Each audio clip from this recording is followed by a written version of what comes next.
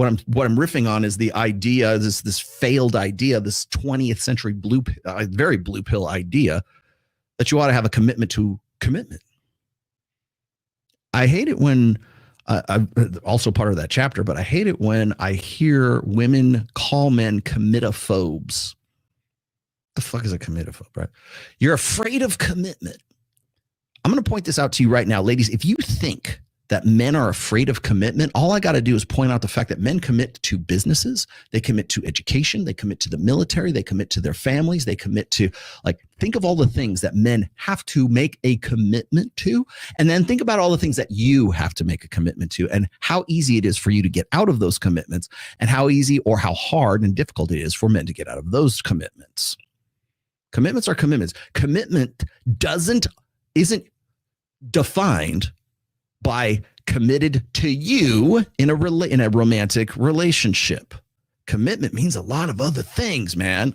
So are you committed to commitment, or are you committed to your own purpose? In fact, that's a law of power, by the way. Don't commit to anyone. Well, how can you do that, Roll? You have to commit to somebody, blah, blah, blah. Otherwise, you seem like wishy-washy, and you don't, nobody can trust you because you're not commitment worthy.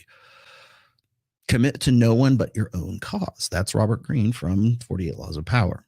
It's not that you shouldn't commit to things. It's just understanding that the things that you do commit to should in some way benefit you. Now, what happens when you think that's the case and then it doesn't? Should Will Smith, should we have respect for Will Smith for sticking it out? Do we think more of him or less of him for having stuck it out and having nothing but nice things to say? And by the way, Jada Pinkett Smith, according to the interviews anyways, in her book, she is just nasty as a freaking snake in the grass with Will.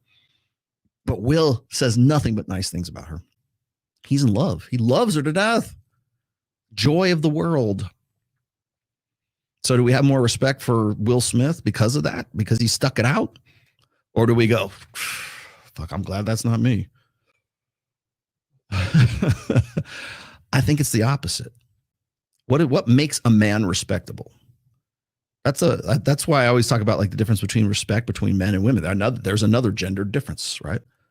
A separate standard of justice, separate standard of respect. For women, respect is implied just because they have a magic cooter. You don't respect women. Well, what do they do that's respectable? What do they do that's respectable? That's the male way of looking at respect. For women, it is everyone is deserving of respect. You get some and you get some and everybody gets respect, right? It's common courtesy, right? Because women look at respect in the same way that they look at politics and organizing society. Everyone is deserving of respect. Everybody gets a trophy for participating. No, men have first place, second place, and third place, and last place, and no place. Because we're hierarchical. First place, second place, third place. You did the best, you did the second best, you did the third best, and you guys need to try harder. That's how it works. Respect. What have you done that makes you respectable? And any man worth their salt, any man who's not a pussy, any man who's not been trained by the gynocentric social order, and even the guys who have, will to some degree are into the competition with other guys. That's the intrasexual competition part, and that's what I'm going to get into here in just a minute. It's intrasexual competition. And the way men do it is, again, like I said, through combat, but we also do it through hierarchies. Who merits what? And really, when you think about how men measure themselves against other men, it's always based hierarchically, right? There's the colonel, the general, the lieutenant, and down to the sergeant, down to the corporal, private, blah, blah, blah, chain of command. The CEO, the CFO, the COO, the janitor, like down at the bottom of the heap. Who's more respectable, the janitor or the CEO? You could say, well, the janitor, because he's committed to his job. He sticks it out, man. He's been there for 50 years and now he's dead, but he stuck it out and he was committed to his job. You got more respect for that guy, Michael Knowles?